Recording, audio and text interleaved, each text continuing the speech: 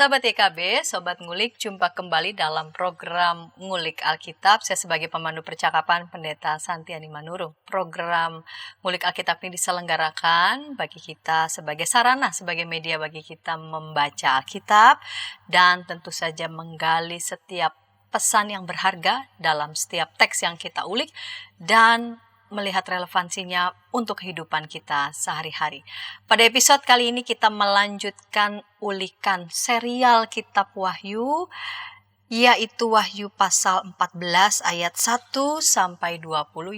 Wahyu 14 ayat 1 sampai 20 di bawah judul Anak Domba dan 144.000 orang. Anak Domba dan 144.000 orang. Dan narasumber yang akan menolong kita mengulik Wahyu 14 ayat 1 sampai 20 telah hadir di studio Bapak Pendeta Yohanes ABS. Salam jumpa kembali Bapak Pendeta. Halo Pendeta Santi. Terima kasih untuk kesediaan boleh bersama di program Ngulik Alkitab. Kita mengulik Wahyu 14 ayat 1 sampai 20. Saya biasa memanggilnya Pendeta ABS. Betul. Itu nama keren. Panjang disingkat ABS, tapi jadinya inisial nama keren, nama beken. Nama komersil. Iya. Nama panggung. Nama panggung. Baik Pak Pendeta, kita akan mulai saja. Baik. Mengulik Wahyu 14 ayat 1 sampai 20. Kita buka dalam doa. Mari Pak Pendeta dapat memimpin kita dalam doa. Mari Sobat Ngulik Alkitab kita bersatu dalam doa. Biarlah hikmat Tuhan yang menuntun kami ketika kami mau mendalami Wahyu pasal 14 ini. Dan kami menemukan apa yang menjadi kehendak serta kebenaran firman Tuhan yang menolong kami untuk menghidupi firman itu dalam keseharian kami. Terima kasih ya Allah, dalam Kristus Yesus Sang Anak Domba Kudus kami berdoa. Amin. Amin. Wahyu 14 ayat 1 sampai 20. Saya akan baca untuk kita semua. Lalu aku melihat sesungguhnya anak domba berdiri di gunung Sion dan bersama dia 144.000 orang dan di dahi mereka tertulis namanya dan nama Bapanya. Aku mendengar suatu suara dari surga bagaikan desau air bah dan bagaikan bunyi guru yang dahsyat. Suara yang kudengar itu seperti bunyi pemain-pemain kecapi yang memetik kecapinya.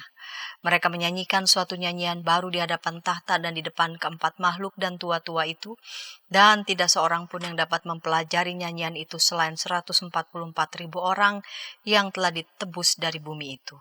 Mereka adalah orang-orang yang tidak mencemarkan dirinya dengan perempuan-perempuan karena mereka murni sama seperti perawan. Mereka adalah orang-orang yang mengikuti anak domba itu kemana saja ia pergi. Mereka ditebus dari antara manusia sebagai kurban-kurban sulung bagi Allah dan bagi anak domba itu. Di dalam mulut mereka tidak terdapat dusta, mereka tidak bercela. Lalu aku melihat seorang malaikat lain terbang tinggi di langit dan padanya ada Injil yang kekal untuk diberitakannya kepada mereka yang tinggal di bumi dan kepada semua bangsa, suku bahasa, dan umat. Dan ia berseru dengan suara nyaring, takutlah akan Allah dan muliakanlah Dia, karena telah tiba saat penghakimannya dan sembahlah Dia yang telah menjadikan langit dan bumi, laut dan semua mata air. Seorang malaikat lain, malaikat kedua menyusul dia dan berkata, sudah runtuh Babel, kota besar itu yang telah memabukkan segala bangsa dengan anggur hawa nafsu cabulnya. Seorang malaikat yang lain, malaikat ketiga menyusul mereka dan berkata dengan suara nyaring, jikalau seseorang menyembah binatang dan patungnya itu dan menerima tanda pada dahinya atau pada tangannya, ia akan minum anggur murka Allah yang disediakan tanpa campuran dalam cawan murkanya. Ia akan disiksa dengan api dan belerang di depan mata malaikat-malaikat kudus dan di depan mata anak domba. Asap api yang menyiksa mereka itu naik ke atas sampai selama-lamanya, dan siang malam mereka tidak henti-hentinya disiksa, yaitu mereka yang menyembah binatang serta patungnya itu dan siapa saja yang telah menerima tanda namanya. Yang penting di sini ialah ketekunan orang-orang kudus yang menuruti perintah Allah dan iman kepada Yesus. Kemudian aku mendengar suara dari surga berkata, tuliskan, berbahagialah orang-orang mati yang mati dalam Tuhan sejak sekarang ini. Sungguh kata Roh, supaya mereka boleh beristirahat dari jerih lelah mereka, karena segala perbuatan mereka menyertai mereka. Lalu aku melihat sesungguhnya ada suatu awan putih, dan di atas awan itu duduk seorang seperti anak manusia dengan sebuah mahkota emas di atas kepalanya dan sebilah sabit tajam di tangannya. Seorang malaikat lain keluar dari bait suci, ia berseru dengan suara nyaring kepada dia yang duduk di atas awan itu. Ayunkanlah sabitmu itu dan tuailah, karena sudah tiba saatnya untuk menuai, sebab tuaian di bumi sudah masak. Lalu ia yang duduk di atas awan itu mengayunkan sabitnya ke atas bumi, dan bumi pun dituailah. Kemudian seorang malaikat lain keluar dari bait suci yang di surga, juga padanya ada sebilah sabit tajam. Seorang malaikat yang lain lagi datang dari mesbah. Ia berkuasa atas api dan ia berseru dengan suara nyaring kepada malaikat yang memegang sabit tajam itu. Katanya, ayunkanlah sabitmu yang tajam itu dan potonglah buah-buah pokok anggur di bumi, karena buahnya sudah masak. Lalu malaikat itu mengayunkan sabitnya ke atas bumi dan memotong buah pokok anggur di bumi dan melemparkannya ke dalam gilingan besar, yaitu murka Allah. Buah-buah anggur itu digiling di luar kota dan dari gilingan itu mengalir darah, tingginya sampai ke kekang kuda dan jauhnya 300 kilometer. Baik, Pak Pendeta, saya baca 20 ayat 3 perikop ini sambil ini apa ya? Ini apalah. Isinya membuat kita melayang kemana-mana. Iya. Iya, tunggu ayat nanti kita akan lihat hasil akhirnya apa begitu ya. Baik, secara umum dulu Wahyu 14 ayat 1 sampai 20 ini mau menggambarkan tentang apa? Oke. Baik, sebenarnya Wahyu pasal 14 ini adalah trilogi dari Wahyu 12, 13, 14. Begitu ya.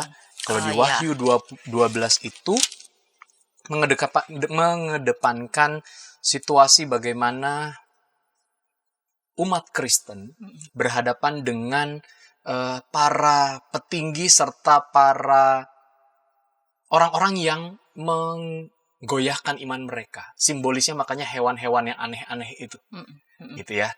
Dan di sini adalah bagian akhir dari pertama digoyahkan lahirnya Mesias-Mesias palsu, sesuatu atau seseorang yang mengatasnamakan dialah keselamatan, dialah yang harus disembah dan segala macamnya. Dan itu yang menggoyahkan, digambarkan sebagai hewan-hewan yang aneh, hewan-hewan yang menakutkan dan mengerikan.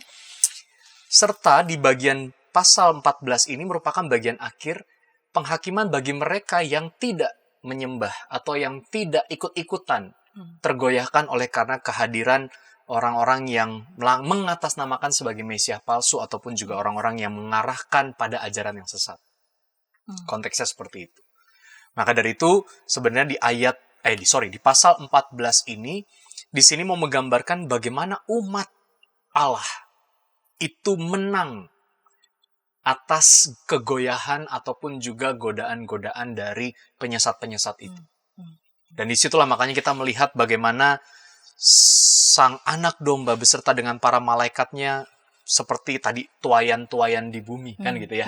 Jadi ini adalah sebuah bentuk penyisihan dan penyelisihan antara mereka yang masih bertahan dengan mereka yang sudah ikut dalam arus kegoyahan dan keraguan serta penyesatan itu.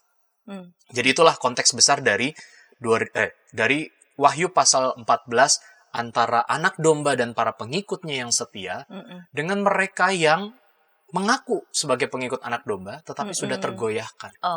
Seperti itu. Baik. Nah, ini menarik ada dalam kita lihat di ayat 1 ya. Berdiri di Gunung Sion bersama dia 144.000 orang. Di segmen pertama ini saya mengawali dengan tadi ya, selain tadi meminta gambaran secara umum pasal 14, ini Gunung Sion, berdiri di Gunung Sion bersama dia 144.000 orang. Ini apa? Ini beneran berdiri di Gunung Sion beneran, terus ada 144.000 bersamanya atau apa ini? Oke, baik.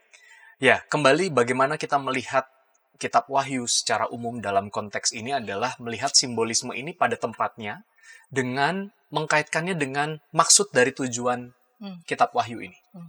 Nah, simbolisme Gunung Sion di dalam ayat yang pertama itu mau menggambarkan Gunung Sion ini memang adalah tempat hadirnya Allah.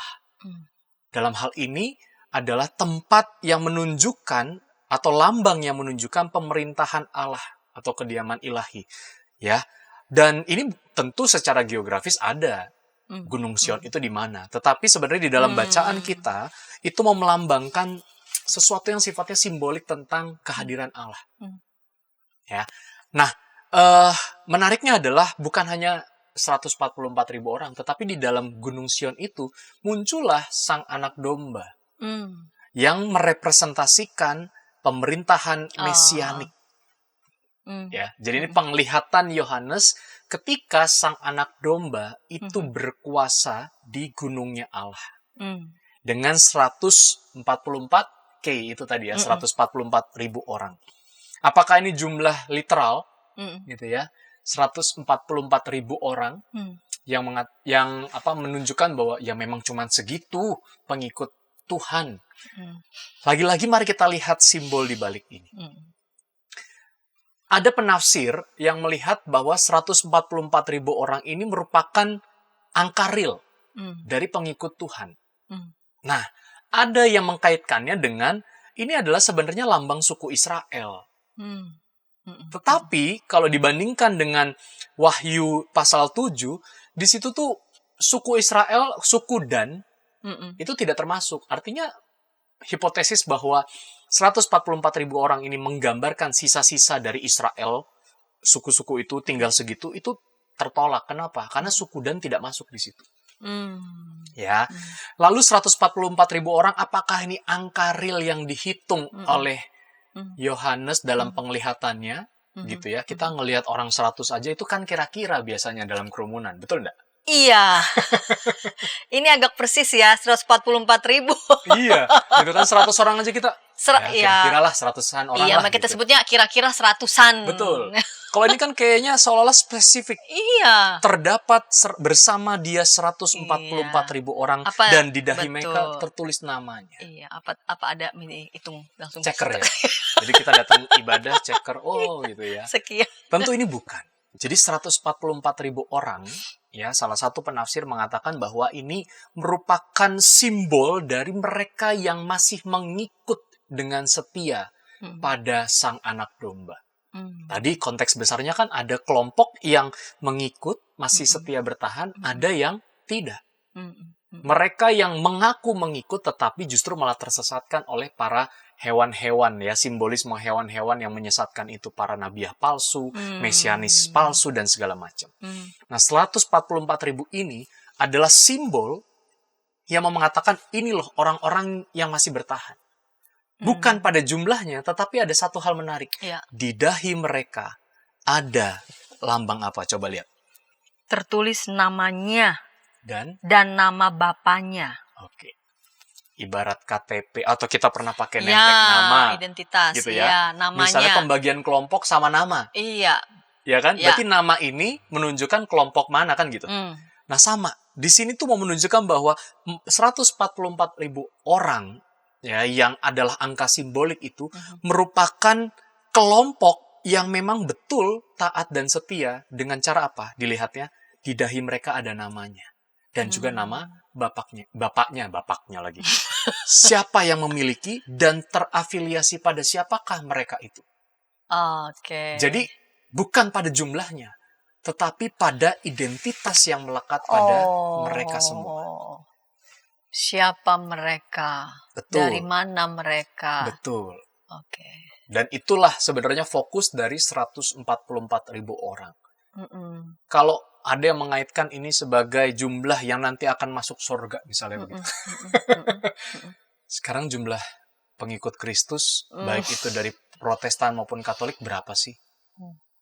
Seluruh dunia ya? Iya, seluruh dunia. Hampir mungkin 2-3 miliar orang. Katakanlah begitu. Ini 144.000 orang. Kalau ini dibaca secara literal bahwa 144.000 orang adalah orang yang layak dan bisa masuk ke dalam sorga, gitu ya. Buat apa kita beriman? Karena toh pada akhirnya itu tidak menunjukkan bahwa kita termasuk kepada yang situ. Orang lebih kok dari 144.000 orang. Itu baru masa kini, belum masa-masa lalu. Ya, artinya memang bukan pada kuantitas jumlahnya, tetapi pada identitas yang melekat pada 144.000 orang itu. Dia adalah milik sang anak domba, mengikut pada sang anak domba, ya, dan identitas itu melekat, jadi terlihat dari dahinya. Begitu. Ya. Jadi 144.000 itu mau merujuk pada para pengikut sang anak domba. para pengikut sang anak domba. Yang dengan setia, tekun, dan taat mengikutinya, sekalipun ada mereka yang juga udah ditarik ataupun juga disesatkan oleh para binatang-binatang yang keluar dari dalam bumi, kalau dilihat di dalam Wahyu pasal 13. Ya, lagi-lagi binatang-binatang yang keluar dari dalam bumi bukan berarti kemudian dari dalam bumi lahirlah binatang tertentu. Enggak. Ini adalah sebuah simbol di dalam kehidupan konteks kala itu muncul mereka-mereka yang mendaku sebagai Mesias palsu. Yang akhirnya narik-narikin orang. Ya, ayolah ikut kelompokku. Kalau nggak mau apa? Ditekan. Begitu. Jadi selalu berhadapannya dengan seperti itu nih, konteks Wahyu nih. Iya. Kalau nggak ikut, maka kamu akan berhadapan dengan konsekuensi-konsekuensi yang kalian akan terima, begitu ya. Kekerasan lah, kematian lah, dan lain sebagainya. Baik, kita akan ulik lagi nih ya, karena ada 20 ayat, kita akan ulik selanjutnya di segmen kedua, namun sebelumnya kita dengarkan pesan-pesan berikut ini. Shalom adik-adik, hari ini Kepik berkeliling dari desa ke desa. Kepik pengen ke rumah Pak Tani. Coba, ada yang tahu nggak di rumah Pak Tani ada apa saja? Ayo coba tebak, apa coba? Betul, ada sapi. Mo. Mereka sekarang rukun dan jalan bersama-sama pulang ke rumah Pak Tani. Kak Eklin, tapi sebelum tidur aku mau dengar dongeng dulu. Katanya tadi sudah ngantuk. Pokoknya aku mau dengar dongeng dulu, kakak. Jadi pangku nih. Kayak cerita ya, siap? Ayam buta hanya bisa mendengar suara orang berseru-seru sambil berlari. Lari, kebakaran. Sekarang kodok lumpuh itu bebas berada di atas punggung semua ayam. Kemanapun ia mau pergi, ayam-ayam siap membawanya dengan senang hati.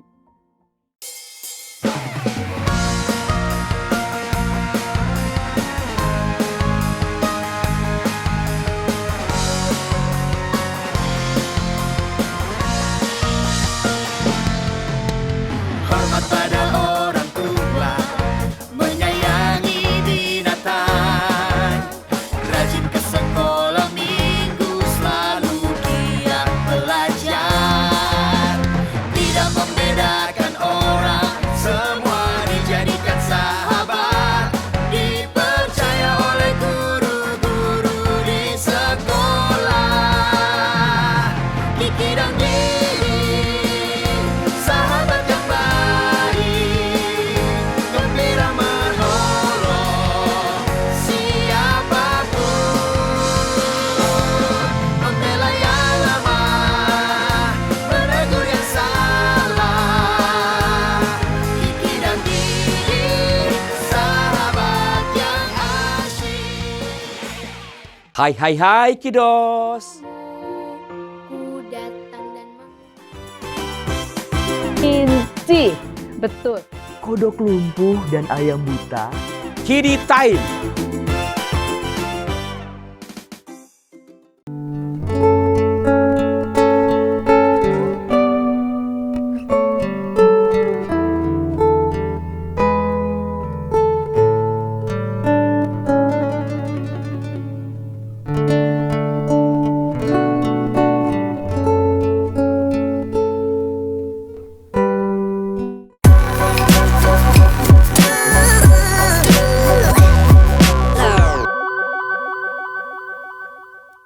Sahabat YKB, Sobat Ngulik, senang masih bersama dengan kami dalam program Ngulik Alkitab. Pada episode kali ini kita mengulik Wahyu pasal 14 ayat 1 sampai 20 diberi judul Anak Domba dan 144.000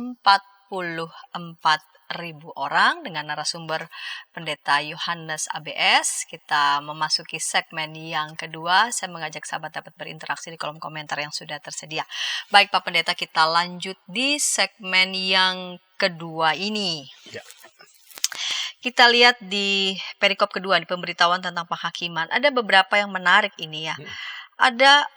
Lalu aku melihat seorang malaikat lain terbang tinggi di langit dan padanya ada Injil yang kekal. Lalu nanti malaikat lain lagi, malaikat kedua. Malaikat lain lagi, malaikat ketiga. Berarti yang ayat 6 ini malaikat pertama lah ya. Karena yang lama malaikat sebenarnya 2, 3. Nah, Pak Pendeta bisa menyampaikan ini malaikat-malaikat apa? Karena memang di kitab Wahyu ini, tentang malaikat itu banyak sekali. Iya. Betul. Diberitakan. Baik. Lagi-lagi malaikat dalam penglihatan Yohanes di dalam kitab Wahyu ini merupakan simbolisme. Ya, saya pernah mengulas beberapa waktu lalu bahwa malaikat itu salah satu artinya adalah para pemimpin-pemimpin jemaat kala itu. Ya, itu salah satunya. Nah, apakah kaitannya malaikat itu di dalam penglihatan ini sama? Hampir serupa, tapi bukan pada sosoknya, tetapi pada apa yang dilakukan sang malaikat ini. Artinya orang-orang yang masih dipercayakan untuk memimpin umatnya. Gitu. Yang pertama, kalau kita lihat di dalam Wahyu pasal 14 ayat 6-7, malaikat yang pertama itu akan melakukan apa? Berseru, ya. Dan Injil. pada semua, ya betul. Injil yang kekal diberitakannya kepada mereka yang Betul. tinggal di bumi dan kepada semua bangsa, suku, bahasa, dan umat. Yes. Itu mau menunjukkan bahwa sang malaikat di sini, dalam artian adalah para pemimpin-pemimpin jemaat itu tetap mengutamakan pemberitaan Injil. Di tengah situasi kekeosan ajaran sesat yang bingung dan membingungkan, bahkan menyesatkan orang-orang percaya kala itu, sang malaikat ini tetap memberitakan Injil. Artinya ke seluruh, bahkan bukan hanya kelompok itu, tetapi mereka-mereka yang menyesatkan.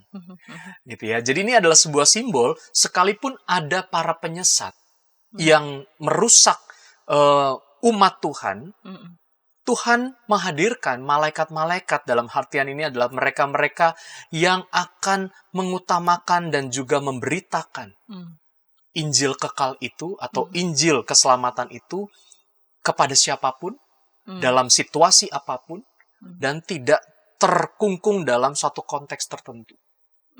Ya, jadi sekalipun ada penyesat, kemenangan itu ditunjukkan dengan apa? Dengan tetap adanya pemberitaan yang benar.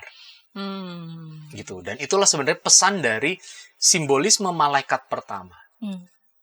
Ya, jadi bukan tiba-tiba kita lagi diam, tiba-tiba malaikat turun, akulah malaikat pertama.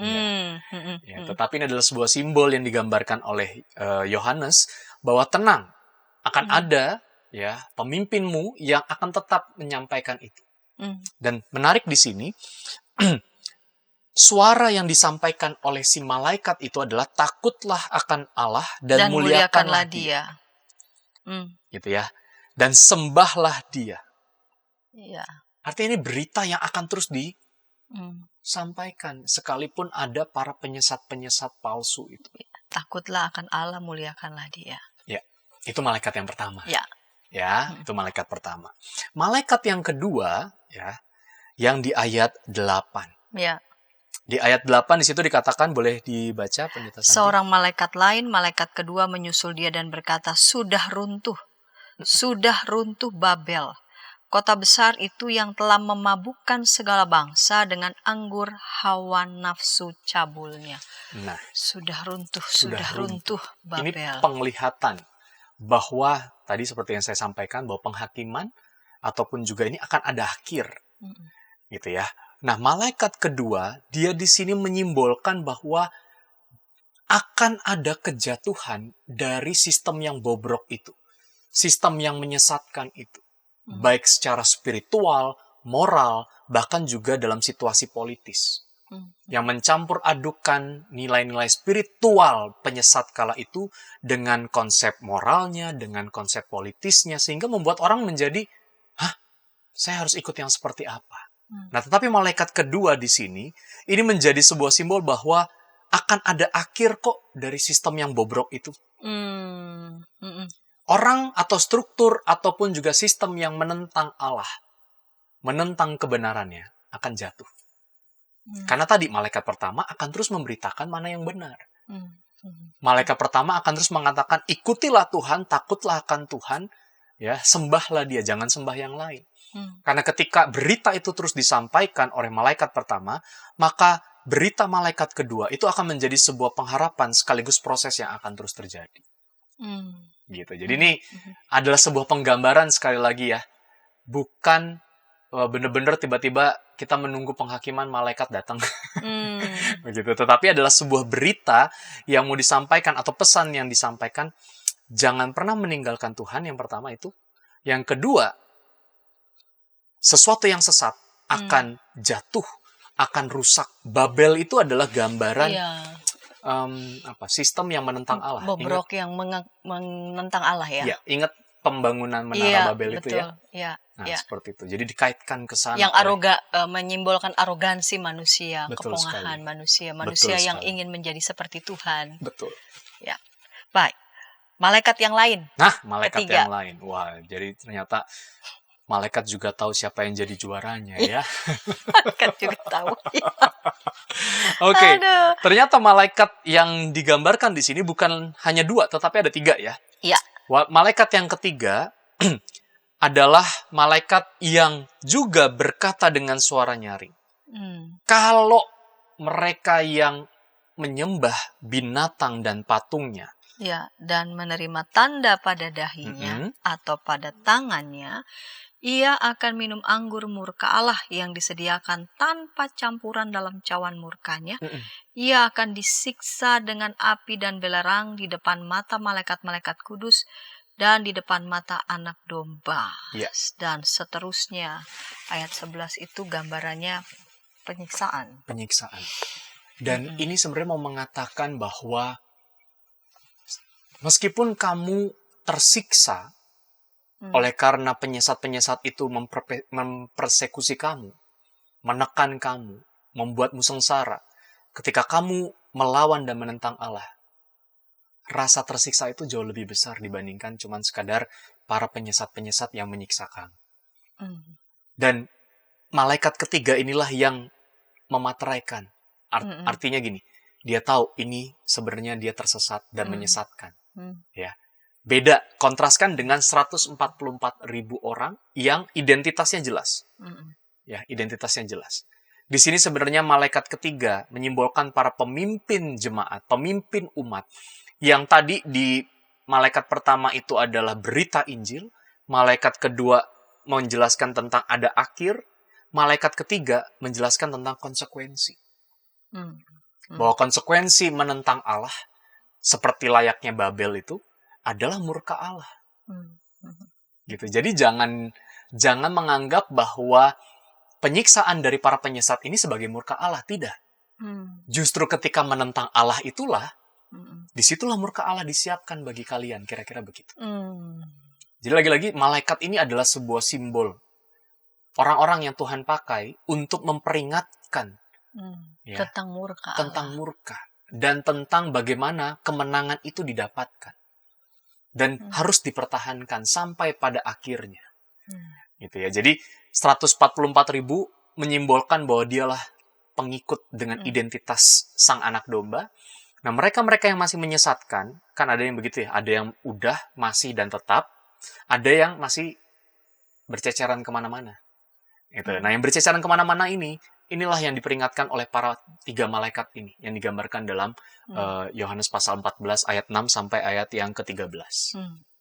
Begitu. Supaya apa? Supaya mereka tetap sadar bahwa identitas mereka adalah identitas ke 144.000. Mungkin jumlahnya lebih besar, bisa jadi.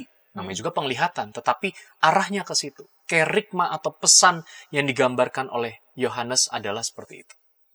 Begitu. Baik Pak Pendeta. Kita lanjut di ayat 12 ya. Dan 13.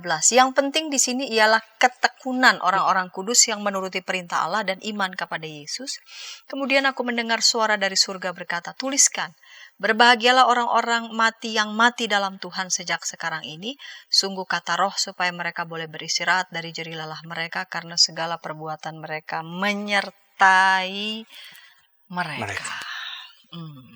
Ini sebenarnya clear. Mm-mm. menjadi kesimpulan dari apa yang tadi saya jelaskan tentang Ya. malaikat 1, malaikat Mm-mm. 2, dan Mm. malaikat 3. Mm. Bahwa ketekunan Iya itu. menjadi kata kunci. Ketaatan pada Kristus dan pada perintah Allah itu menjadi kata kunci di sini. Kalaupun ada orang yang akhirnya mati karena bertahan dalam iman pada sang anak domba itu, ini menjadi kata-kata penghiburan. Mereka disebut berbahagia. Gitu ya. Jadi kebahagiaan itu, ini lagi-lagi kata-kata penghiburan bagi mereka yang dengan tetap tekun, setia, dan taat, sekalipun harus berkorban nyawa, atau nyawanya menjadi terancam, maka mereka ini adalah orang-orang yang berbahagia di dalam Kristus. Begitu. Boleh beristirahat dari jerih lelah mereka, berarti dari segala perjuangan mereka, kesetiaan mereka, ketekunan mereka ya. Betul. Karena segala perbuatan mereka menyertai mereka. Dan kepada mereka lah disebut yang berbahagia. Betul sekali. Ya. Baik, kita lanjut di perikop selanjutnya. Ini tentang perikopnya diberi judul Tuaian di Bumi. Lalu aku melihat sesungguhnya ada suatu awan putih dan di atas awan itu duduk seorang seperti anak manusia dengan sebuah mahkota emas di atas kepalanya dan sebilah sabit tajam di tangannya. Seorang malaikat lain keluar dari bait suci.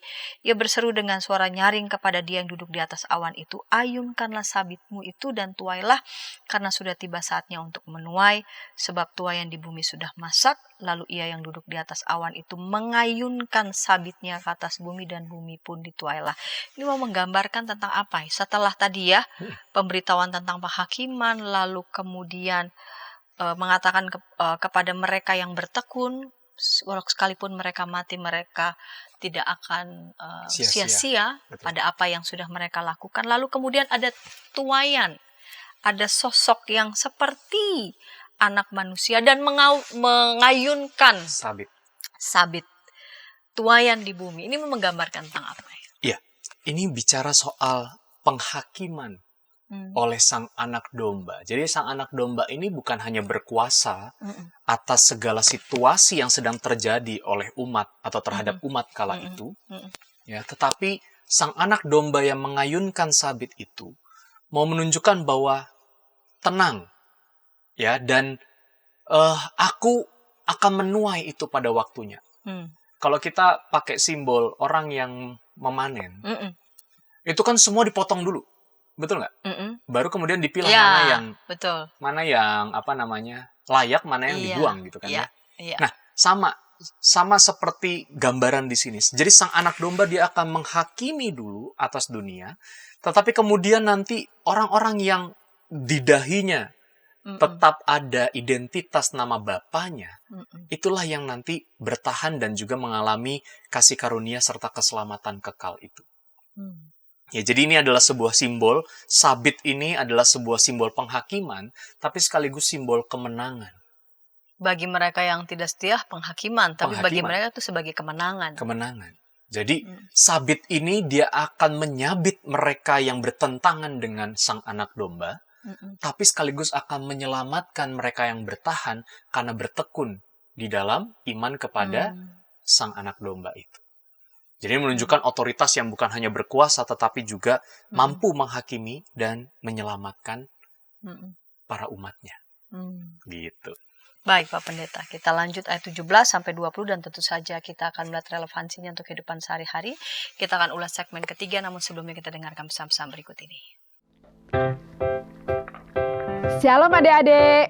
Hari ini Kepik berkeliling dari desa ke desa. Kepik pengen ke rumah Pak Tani. Coba, ada yang tahu nggak di rumah Pak Tani ada apa saja? Ayo, coba tebak. Apa coba? Betul, ada sapi. Mo. Mereka sekarang rukun dan jalan bersama-sama pulang ke rumah Pak Tani. Kak Evelyn, tapi sebelum tidur aku mau dengar dongeng dulu. Katanya tadi sudah ngantuk. Pokoknya aku mau dengar dongeng dulu, kakak. Jadi pangku nih. Kayak cerita ya, siap?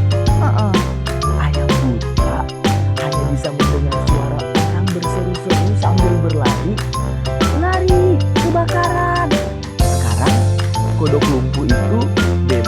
ada di atas punggung semua ayam. Kemanapun ia mau pergi, ayam-ayam siap membawanya dengan senang hati.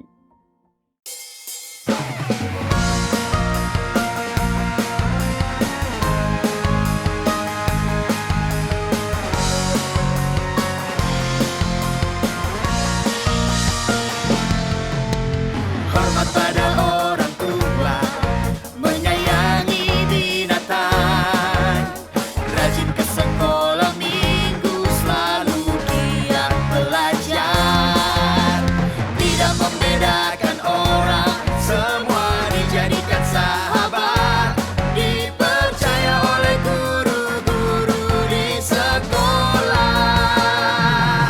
Kiki dan Didi, sahabat yang baik, gembira menolong siapapun, membela yang lemah, menegur yang salah. Kiki dan Didi, sahabat yang asyik. Hai Kidos. Ku datang dan Inci, betul. Kodok lumpuh dan ayam buta. Kidi Time.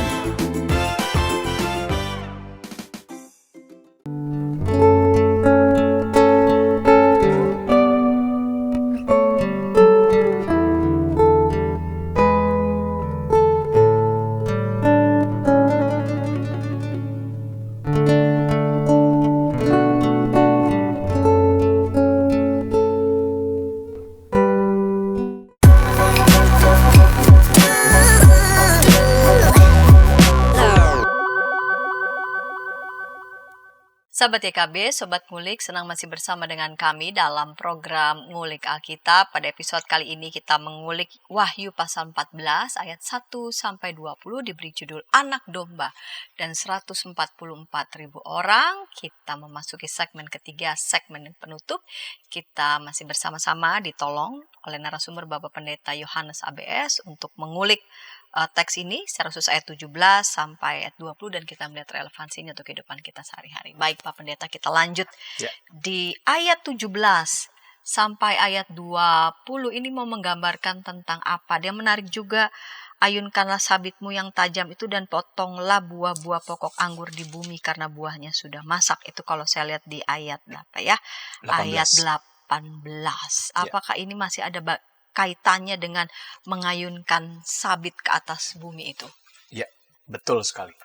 Jadi, simbolisme sabit anak domba itu menunjukkan otoritas utama dan kuasa utama dalam menghakimi.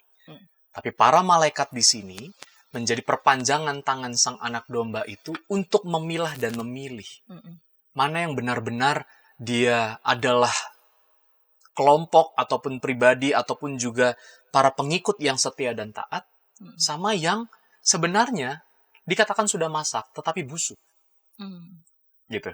Ya. Maka kalau kita lihat tadi di ayat sebelumnya, di ayat 14 sampai ayat 16 menunjukkan tentang sang anak domba yang adalah penghakim agung itu atau hakim agung, maka di ayat 17 sampai 18 ini secara spesifik mau mengatakan bahwa mereka yang sudah dipanen itu ternyata tidak cukup.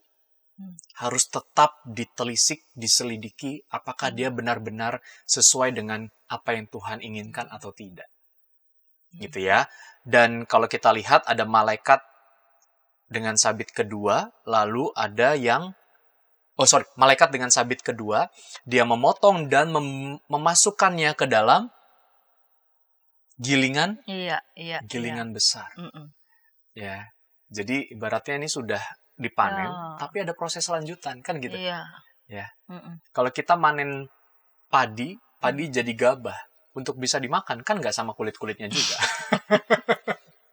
Betul Itu ya? mesti dipisahkan Perlu lagi. diselep namanya kan, perlu dipisahkan antara Pisahkan. gabahnya dengan butir berasnya, kira-kira begitu. Nah, sama pokok anggur itu untuk menjadi anggur yang berbuah manis, sesuatu yang memang bisa dirasakan, itu maka dari anggur yang sudah terpilih akan diproses.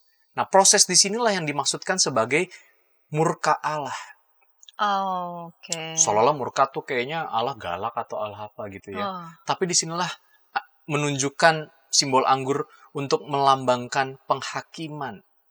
Bagaimana Tuhan mengetahui dengan pasti mereka yang bertahan sungguh-sungguh atau mereka yang sebenarnya adalah matang karena busuk. Jadi ini mau mengatakan matang karena busuk itu apa? Ya para penyesat-penyesat itu. Yang mungkin berlaku baik, yang mungkin secara outernya itu menunjukkan kesalehan, tetapi sebenarnya isinya busuk. Untuk menutupi kebusukan, dia seperti itu. Maka di dalam murka Allah itu tidak ada lagi penutupan-penutupan ataupun juga kamuflase-kamuflase terhadap kebusukan. Karena yang matang sempurna itu akan terseleksi dan akan terlihat dengan sungguh luar biasa di hadapan murka Allah. Jadi kita bisa melihat ini kronologis memang kalau kita lihat. Bagaimana Wahyu 14 sampai ayat 1 sampai ayat 20. Ada babak di mana mengingatkan siapa yang paling berkuasa. Ada babak di mana proses penghakiman itu membutuhkan ketekunan dan itu yang diberitakan terus-menerus. Dan yang terakhir adalah bagaimana tuaian itu akan diproses sehingga mereka yang kategorinya 144.000 atau mereka yang belum masuk dalam kategori 144.000 orang itu akan masuk sesuai dengan kriteria sang anak domba. Gitu. Itu simbol-simbol yang ada di dalam Wahyu pasal 14 ayat 17 sampai ayat 20. Gitu. Menarik, ada satu ayat yang di ayat 20. Buah-buah anggur itu digiling di luar kota, dan dari gilingan itu mengalir darah, tingginya sampai ke kekang kuda dan jauhnya 300 kilo. Ini maknanya apa ya? Seolah-olah nih haus darah sekali. Haus darah, dan itu kayak apa? Sampai berlimpah darahnya sampai ke kekang kuda 100 kilometer. Apakah ini soal tensi darah yang tinggi? Oh, bukan ya. Tensi darah. Karena kan dia bilang darahnya tinggi. Jauhnya, iya. Tinggi gitu ya. Iya, sampai ke kekang kuda. Oke, Tinggi juga. kekang kuda, ya baik ya. Ya, jadi dan jauhnya 300 kilometer. Tentu ini bukan luasan yang sifatnya berapa kali berapa. Kalau 300 kilometer berarti kan 30 kilometer kali 10 kilometer. Gitu ya. Ini adalah sebuah simbol di mana penghakiman itu bersifat total. Jadi bukan pada orang tertentu, kelompok tertentu, tapi ini semua. Berlaku untuk semua. Semua. Dan dia sifatnya total penghakiman. Jadi murka Allah itu nggak pilih-pilih, nggak cuma terjadi di ruangan ini, misalnya begitu. Tapi untuk semuanya. Dan ini mau menyimbolkan, kalau kita lihat ini kan seperti haus darah, begitu ya. Iya. Haus darah yang mengerikan banget. Iya. Tapi ini sebenarnya mau mengatakan inilah pemurnian itu. Pemurnian di dalam penghakiman bukan terjadi pada suatu konteks tertentu, tapi untuk seluruhnya. Ya, dan artinya darah di sini menjadi sebuah kebinasaan bagi mereka yang memang sebenarnya menyesatkan, yang sudah diproses dalam penggilingan murka Allah itu. Ya, lagi-lagi simbol ya, hati-hati, ini bukan sesuatu yang menakutkan. Soalnya mereka digiling begitu ya, kayak blender. Itu dia. Gitu ya. Tapi memang ini kan bahasa imajinatif, metafora yang digambarkan dalam penglihatan. Tapi pada prinsipnya atau pada pesannya, ini mau mengatakan sesuatu itu terjadi akan terpisah antara mana anggur sejati, air anggur sejati dengan darah. Darah ini adalah mereka yang binasa. Mereka yang menyesatkan itu. Ya, mereka yang kualitasnya tidak sesuai dengan gilingan Allah atau murka Allah itu. Dan 300 km jangan lagi diingat sebagai cakupan luasan, tetapi ini adalah ketotalan. Jangkauan total. Ya. Karena kalau misalnya luas wilayah Indonesia yang 300 km persegi. Wah, berarti itu tuh yang termasuk dalam itu doang tuh. Gitu ya. Gitu. Tidak. Jadi ini tidak menyimbolkan atau merepresentasikan batas wilayah, tetapi justru mau mengatakan penghakiman itu atau penggilingan itu tidak hanya terbatas pada satu wilayah, karena ini bersifat total, menyeluruh. Begitu. Baik Pak Pendeta, kita setelah Pak Pendeta menolong kita nih mengulik ya dari ayat 1 sampai ayat 20 dengan judul Anak Domba dan 144.000 orang.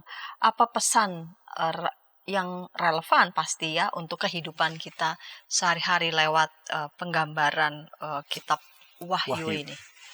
Oke, baik. Secara teologis dan eskatologis, artinya sesuatu yang terus diharapkan, sesuatu yang tetap dinantikan, maka Wahyu pasal 14 ini dalam kaitannya tadi ya, Wahyu 12, 13, dan ini menjadi babak akhir dari kemenangan itu, sebenarnya ini mau mengatakan bahwa selalu akan terjadi untuk Allah menyelamatkan, dan keselamatan itu selain anugerah sifatnya, tetapi selalu ada proses penghakiman di dalamnya. Jadi dualitas antara keselamatan dan penghakiman akhir. Ya, di mana sang anak domba dia akan menyelamatkan, tetapi dalam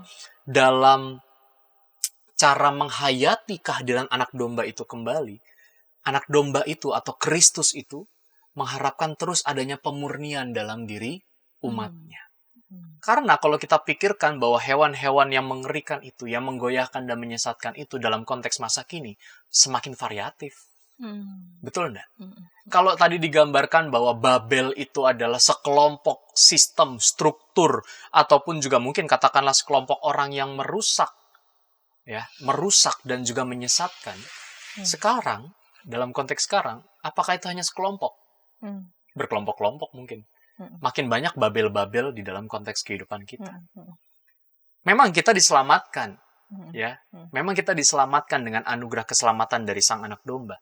Tetapi di tengah banyaknya babel-babel dalam konteks masa kini, bisa dong orang yang sudah memakai identitas di dahinya dia adalah sang atau milik Sang Bapa, itu kemudian beralih, berpindah kepada babel-babel yang menawarkan penyesatan-penyesatan itu, kebohongan manipulasi itu. Maka di sini selain kita sudah diselamatkan, berita yang mau disampaikan di dalam Wahyu pasal 14 ayat 1 sampai 20 adalah sekaligus kita diselamatkan, sekaligus kita mengalami pemurnian setiap waktunya. Karena ancaman dari para penyesat itu nggak berhenti. Tetapi ingat, dia akan berakhir. Kira-kira begitu. Maka dari itu sebenarnya poin penting atau pesan penting atau value penting dari kisah di dalam Wahyu pasal 14 atau dari perikop ini adalah pentingnya kesetiaan dan juga ketaatan pada Sang Anak Domba. Karena kesetiaan dan ketaatan itu akan membawa pada kemenangan. Sehingga nanti Sang Anak Domba dengan sabitnya melihat bahwa kita adalah sesuai dengan kriteria 144.000 orang itu. Gitu. Tapi lagi-lagi bukan jumlah ya. Jangan bilang, oh saya udah ada nih di sini nih 100, saya urutan ke 144.125 gitu. Enggak. Bukan lagi-lagi sesuatu yang sifatnya tertulis kayak hewan yang dikasih cap angka gitu ya. Bukan. Tetapi lagi-lagi soal identitas bahwa di tengah situasi Babel masa kini tetap diperlukan kesetiaan, ketaatan yang menyucikan kita. Sehingga ketika nanti Sang Anak Domba itu datang dengan sabitnya, maka kita didapati tetap sebagai orang-orang yang dengan identitas murni pengikut Kristus. Yang tidak tergoyahkan, yang tidak tersesatkan, bahkan yang tidak busuk oleh karena godaan dan juga cobaan yang lainnya. Begitu. Baik Pak Pendeta, kita diajak untuk ini ya, poin penting ini ayat 12 itu ya. Jadi justru kita kalau berpusatnya pada kengerian penghakiman malah justru mendistrak nih. Banget. Betul. Dan ini hanya memperlihatkan sisi antagonisnya penghakiman itu. Iya, kalau kita fokusnya pada kengerian ya, jadi pada kengerian penghakiman malah jadi terdistrak. Yang diminta bagi kita orang-orang percaya adalah ketekunan orang-orang kudus yang menuruti perintah Allah dan iman kepada Yesus Kristus. Kesetiaan itu ya. Dan kita justru malah melihat bagaimana penghakiman Allah itu bersifatnya adil. Total tadi sebutnya ya. Kepada total, siapa? Ya. Adil, mereka yang memang tidak sesuai dengan apa yang Tuhan perintahkan, kehendaki, dan tidak sesuai dengan term and condition-nya, Ya, term and ketentuan. TNC-nya Allah gitu ya. Berlaku. Maka meskipun dia sudah mengaku dan mendaku sebagai pengikut Kristus, dia akan terseleksi juga kok. Kira-kira begitu. Iya. Ya memang kita tidak bisa menjamin, saya bahkan termasuk Pendeta Santi, apakah bisa menjamin orang-orang itu seperti itu. Kita tidak punya kapasitas itu. Tetapi mungkin kita, ya, sebagai para pelayan Tuhan, bisa menjadi malaikat 1, malaikat 2, malaikat 3. Yang mengingatkan apa, mengingatkan apa. Mengingatkan, begitu, ya. menyampaikan, terus memberikan warning tentang bagaimana Tuhan itu berkuasa dan kuasanya itu adil. Gitu. Nah, mungkin juga Sobat Ngulik Alkitab di dalam kehidupan kesehariannya bisa juga jadi malaikat 1, malaikat 2, malaikat 3. Betul. Ketika mendapati sesamanya seperti orang-orang yang tadi, dia mengikuti arus kesesatan itu. Seperti itu. Ya, jadi ini nih kisah yang bisa kita refleksikan begitu dalam sebenarnya buat konteks kehidupan kita. Lagi-lagi bukan soal kengerian. Ya, kalaupun itu mau dihayati sebagai sebuah kengerian, silakan. Tapi menurut saya kalau lihat dari bagaimana urutan ataupun juga keseluruhan dari Wahyu 12, 13, 14, justru ini adalah bentuk kasih karunia Tuhan dalam penghakimannya. Iya. Dan ini penting ya ketika kita tuh seringkali meneriakkan kan keadilan, kapan muncul sungguh-sungguh keadilan itu. Betul. Di tengah-tengah keadilan kita rasa apa ada yang adil, lalu kemudian kita merasa kok bias begitu ya. Justru mengatakan bahwa Tuhan tuh nggak tutup matang, bukannya nggak melihat, tapi Tuhan sungguh-sungguh melihat dan mendengarkan. Dan dia mengajak kita untuk semua orang yang benar-benar bertekun, tetaplah bertekun dan setia begitu ya. Menuruti perintah Allah dan iman kepada Yesus. Dan pada mereka lah yang disebut dengan orang-orang yang berbahagia itu. Betul sekali. Terima kasih Pak Pendeta Yohanes ABS untuk kesediaan episode kali ini mengulik Wahyu 14 ayat 1 sampai 20, dan ketika tayangan ini boleh memberkati sahabat dapat memberikannya, mengirimkannya kepada sebanyak mungkin orang, karena ini ulikan teks kitab Wahyu begitu kaya dengan makna-makna simbolik yang perlu kita perhatikan betul-betul agar tersingkaplah makna yang boleh menjadi berkat bagi kita semua, bisa mencerahkan banyak orang. Dan sahabat dapat menekan tombol like maupun subscribe sehingga boleh mendapatkan update dari tayangan IKB TV. Kita akan mengakhiri episode kali ini dalam doa. Pak Pendeta dapat memimpin kita dalam doa. Baik, Sobat Ngulik Alkitab, kita berdoa. Biarlah pendalaman kami di dalam membaca Wahyu pasal 14, kami mendapatkan pesan yang kuat untuk tetap setia, taat, dan hidup kudus di hadapan Tuhan. Sekalipun ada banyak babel-babel masa kini yang membuat kami tergoyahkan dan tersesat. Kristus Sang Anak Domba sebagai yang berkuasa dan berotoritas mengayomi sekaligus juga menghakimi kami, tidak tinggal diam. Engkau mengingatkan kami, Engkau memperingatkan kami melalui setiap hal, agar kami tetap bertumbuh, berjalan, dan hidup di dalam kehendak dan ketaatan kepadamu. Dan biarlah apa yang kami dalami bersama boleh menguatkan kami untuk membuat kami tetap setia, sehingga di dahi, di hati, maupun juga di dalam hidup kami, identitas sebagai pengikut Sang Anak Domba tetap kami hidupi sampai akhir kehidupan kami. Terima kasih ya Allah, dalam Kristus Sang Anak Domba dan kuasa Roh Kudus, kami berdoa. Amin. Amin.